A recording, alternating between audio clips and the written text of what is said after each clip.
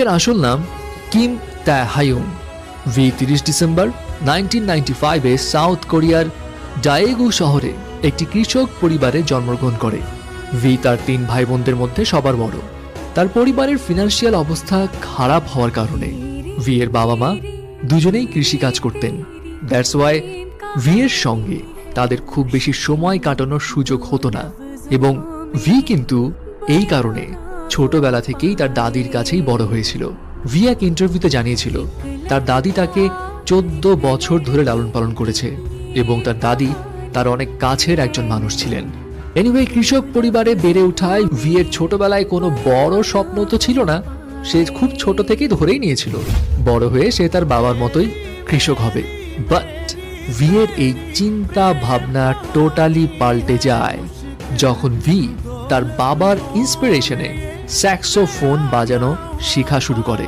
আর ব্যাস তখন থেকেই তার ভিতরে মিউজিকের প্রতি আগ্রহের বীজ একটু একটু করে বোনা শুরু হয়। কিন্তু এখানে একটা কথা আছে, ভি তার বাবার ইন্সপিরেশনে মিউজিকে হাতে খড়ি পেলেও তার বাবা মায়ের কড়া ইনস্ট্রাকশন ছিল মিউজিক নিয়ে ক্যারিয়ার পারসিউ করা যাবে না। তবে ভি যখন ক্লাস 9-এ পড়ে তখন তার লাইফে আসলো আনপ্রেডিক্টেবল একটা টার্নিং পয়েন্ট।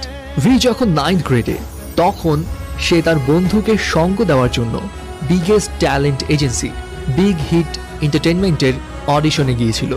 ভি এর কিন্তু সেখানে অংশগ্রহণ করার কোনো পরিকল্পনাই ছিল না, সে জাস্ট তার ফ্রেন্ডের জন্যই গিয়েছিল। কিন্তু হঠাৎ করে বিগ হিট এন্টারটেইনমেন্টের একজন সদস্য ভি কে ওই শোতে পার্টিসিপেট করতে বলে। ভি অংশগ্রহণও করে। সারপ্রাইজিং বিষয় হচ্ছে, যেই মানুষটার পার্টিসিপেট করার কোনো প্ল্যানই ছিল না সেই মানুষটাই একমাত্র পুরো শহর জুড়ে সিলেক্ট হলো। ব্যাস এরপর আর কি, ভি তার বাসায় তার বাবা মাকে সামহাউ বুঝিয়ে শুনিয়ে ট্রেনিং ক্যাম্পে যাওয়ার জন্য পারমিশন নিল। কিন্তু আমরা তো জানি কে পপ ইন্ডাস্ট্রিতে নিজেকে প্রুভ করতে হলে ট্রেনিং পিরিয়ডটা কতটা কঠিন হয়। অ্যান্ড অন্যান্যদের মতো ভিকেও খুব সকালে উঠে দিনে 12 থেকে 15 ঘন্টা প্র্যাকটিস করতে হতো। খাওয়া দাওয়ার স্ট্রিক্ট ডায়েট ফলো করতে হতো। ফ্যামিলির সঙ্গে যোগাযোগও ছিল লিমিটেড, এবং ট্রেনিং এর এই কঠিন পরিস্থিতি দেখে ভি এক পর্যায়ে ডিসাইড করে নিয়েছিল সে গিভ আপ করে ফেলবে।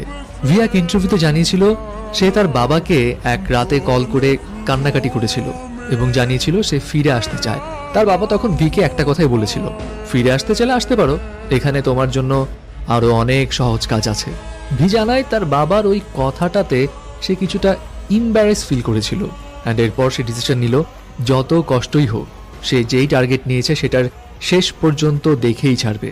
আর 3 বছর কঠোর পরিশ্রমের পর ফল পেল ভি। 2013 সালে ভি বিটিএস ব্যান্ডে ডেবিউ করে।